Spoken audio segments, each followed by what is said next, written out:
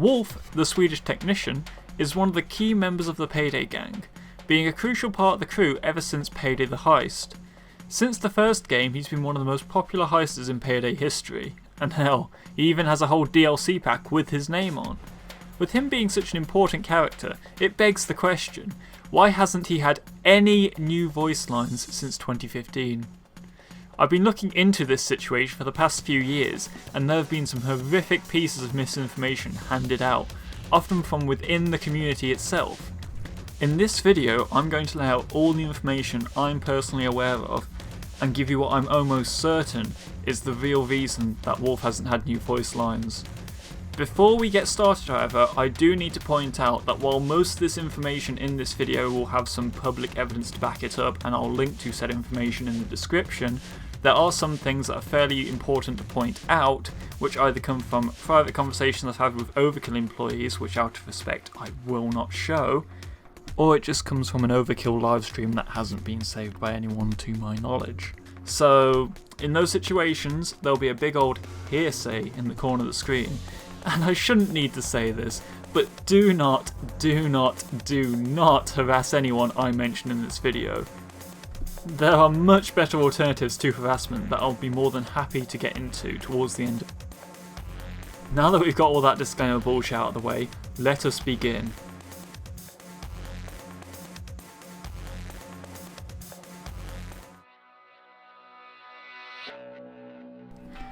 As I'm sure most of you are aware of at this point, Wolf was one of the 4 original heisters back in Payday the Heist.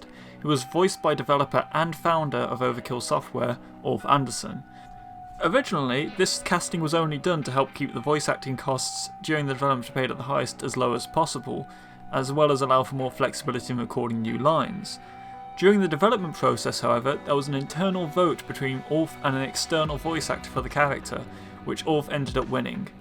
As a result, the Wolf we got in Payday the Heist shares many similarities to Ulf Andersson himself, one of the most obvious being that the name Ulf derives from the Norse word for wolf, hence the name.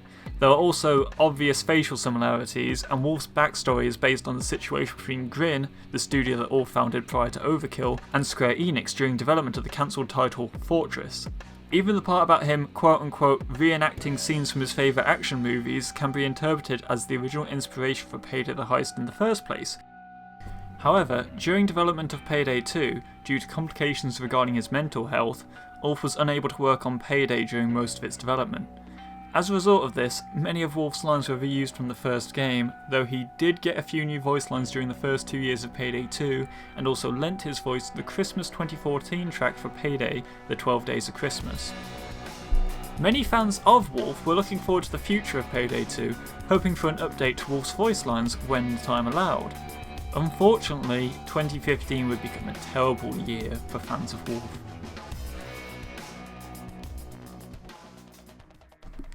On the 4th of May 2015, it was announced that Ulf Andersson had officially left Starbreeze, leaving Bo Andersson, his brother, as the sole owner and CEO of Starbreeze. Of course, this caused some concerns for the community, causing people to ask what this meant for the future of Wolf. Almir came out and stated that Ulf had decided to leave Starbreeze and Overkill behind, and that he'll still be on the board as a consultant for the next 2 years, and remain the voice actor for Wolf.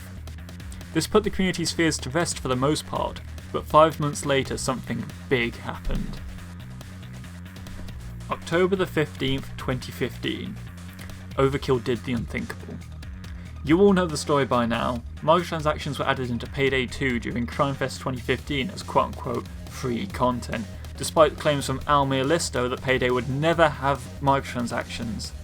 Shame on you if you thought otherwise. To say that Overkill faced backlash for this move is an understatement. It got to the point where game journalists were covering the situation, and to this day some of the top posts on r/Payday the Heist are from people who really didn't like this update. The day after this landmark event, Ulf Andersson publicly posted this to his Facebook page.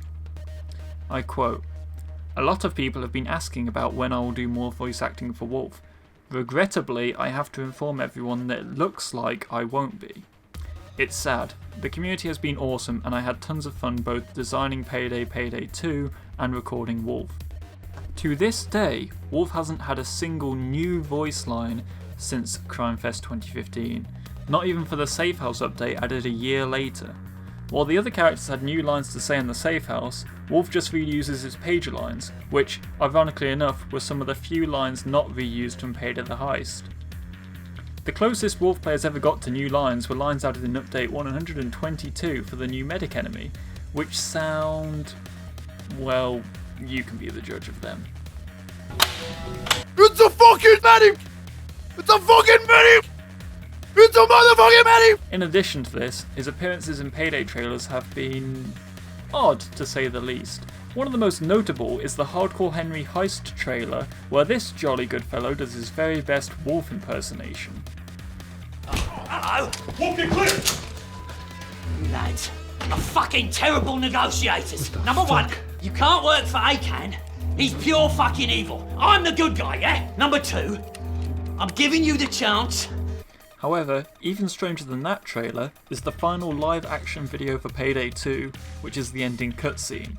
In this cutscene, Wolf is with the 3 other original heisters, except he's the only one of the 4 who doesn't speak, and he spends the whole trailer wearing his mask. Or rather, the cheap merchandise mask you can buy online. What's weird is that this cutscene is most likely the final piece of live-action content we'll get for Payday 2.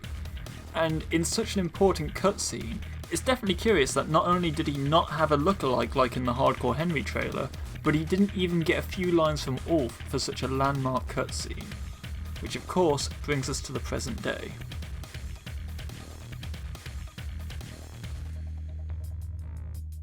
So now we've hit the present day. Payday 2 has ended and Wolf didn't even get as little as a lookalike in the final cutscene for Payday 2. So who's to blame for this? Ulf Andersson? Overkill Software? Another party entirely?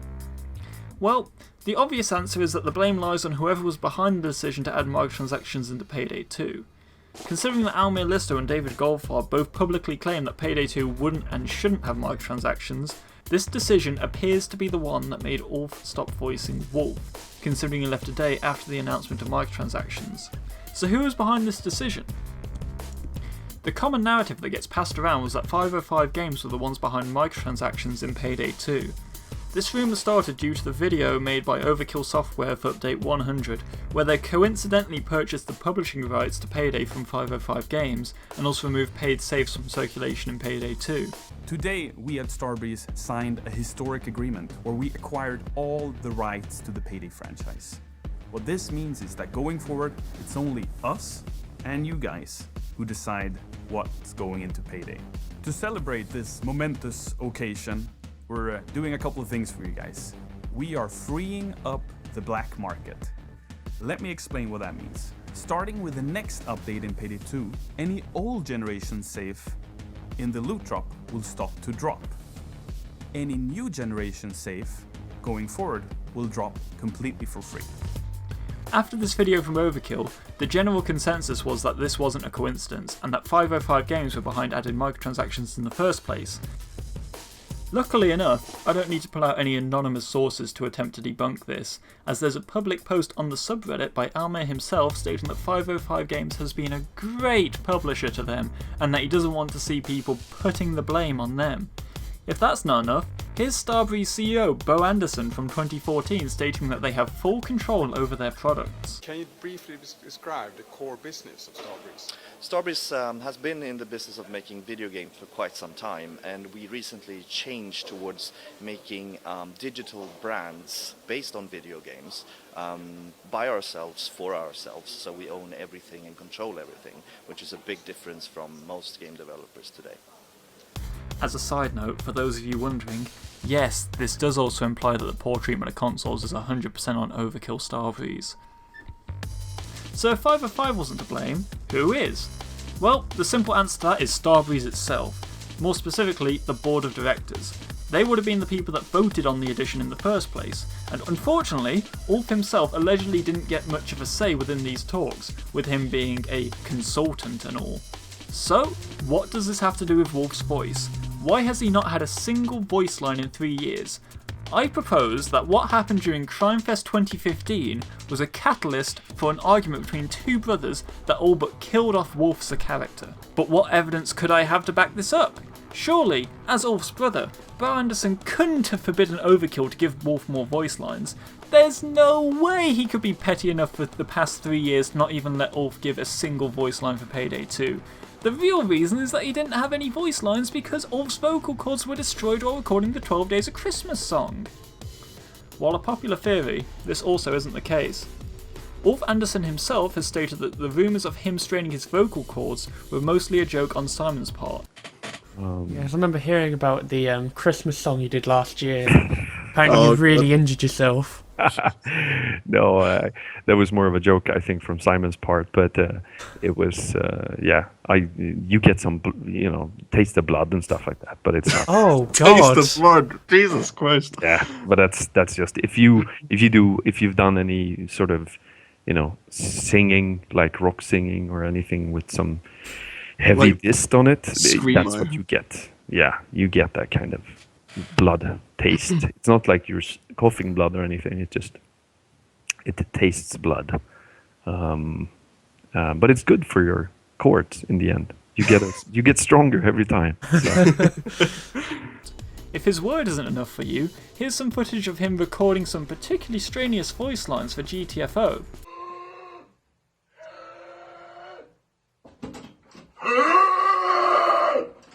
Ulf has also stated that ideally he'd keep voicing Wolf, rather than have a new actor take on the role of Wolf. As you, you've left the voice acting area for Payday.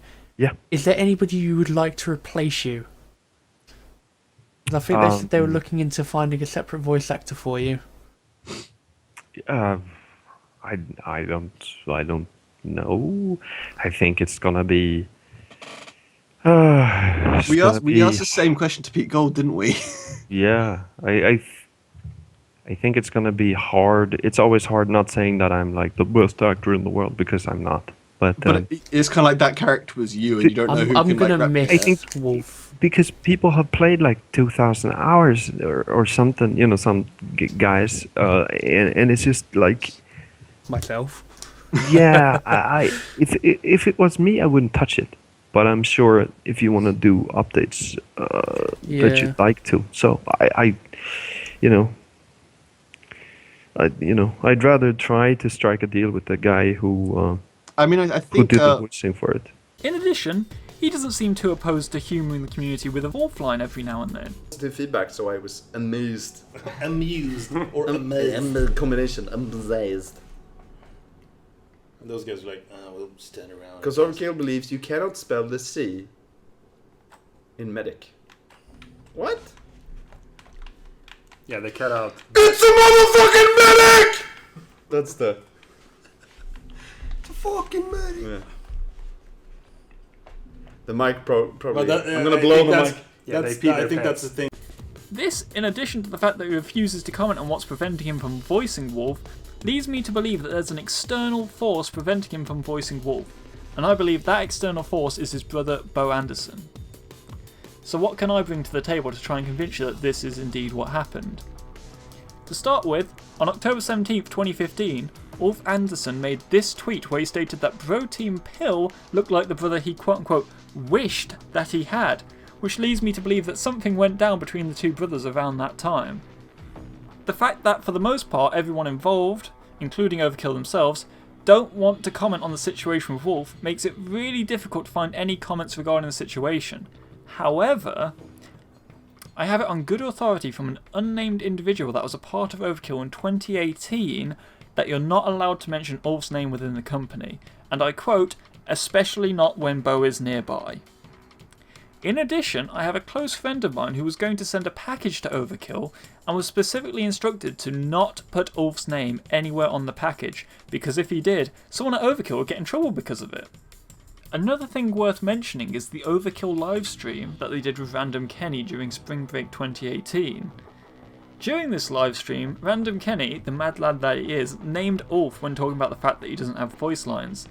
After he did this, the atmosphere on the stream got very awkward. Unfortunately, this stream was conveniently not saved by Starbreeze, and Random Kenny himself appears to have lost their copy of the livestream. If it does indeed surface at some point, I'll put a link to it in the pinned comment of this video, because it's one hell of an awkward moment, and it's really telling of the situation regarding Overkill and Wolf. Another small thing that I personally found amusing and want to point out is that when Simon Viklund, ex-Overkill employee, though he does do freelance work for the company at times, posted a video of him recording his final Bane lines. I made a comment regarding his GTFO hat, which Simon Viklund himself gave a big old heart. Considering he had to do that manually, it has some interesting implications between the relationship between Overkill and 10 Chambers. Viklund also publicly stated that quote-unquote Overkill doesn't exist anymore. Overkill and Starbreeze have been the same company since 2012 when Starbreeze bought the company during Payday 2's development.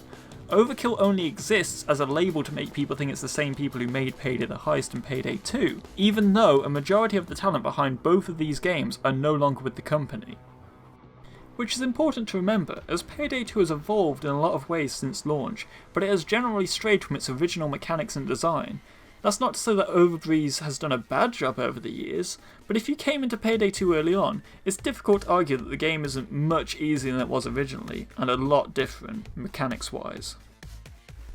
I propose that the situation regarding Wolf's voice lines is that Ulf and Bo had an argument about the addition of microtransactions in Payday 2.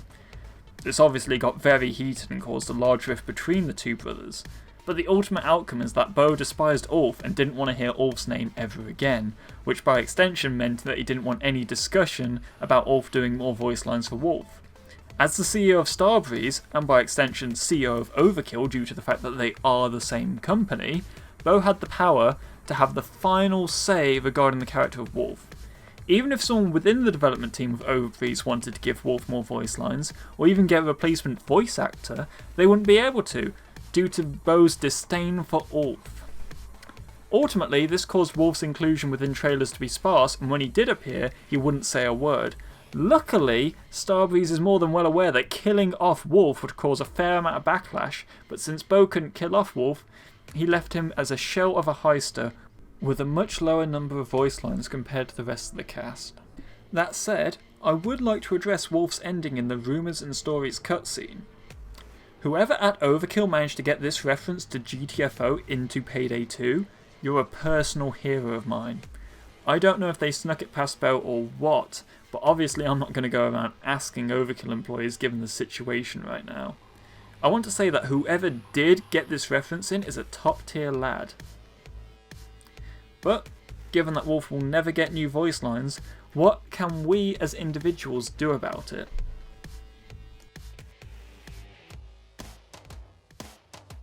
Like I said at the start of this video, there's no reason to harass anyone over this, because I believe there is a much better way to handle this situation and really do it to Bo Andersson.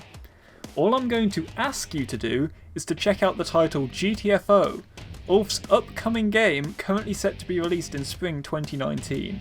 See if it's a game that you're interested in, and if it is, please put it on your wish list. When it comes out, you should genuinely consider buying it if it looks like a title you would enjoy.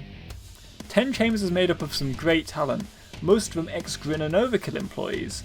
As a result, I have genuine faith in the team that what they will create will be an amazing experience that's definitely worth checking out.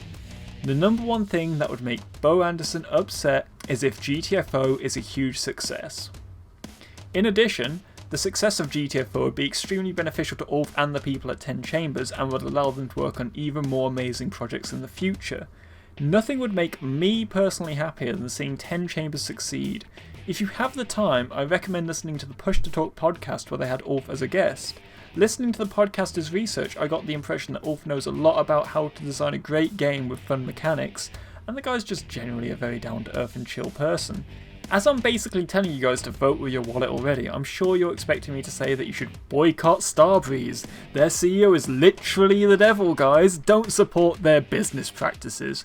But honestly, if you really want to buy a new Starbreeze game or spend money on the Payday marketplace, I'm not too fussed. But just let me remind you that they consistently treat their console player base poorly, rush out games like Raid World War II and Overkill's The Walking Dead, and their biggest release developed by their internal developers outside of Payday, which is the aforementioned Overkill's The Walking Dead, which was hyped for years, is not only generally a buggy mess, but an extremely poor experience for the asking price of...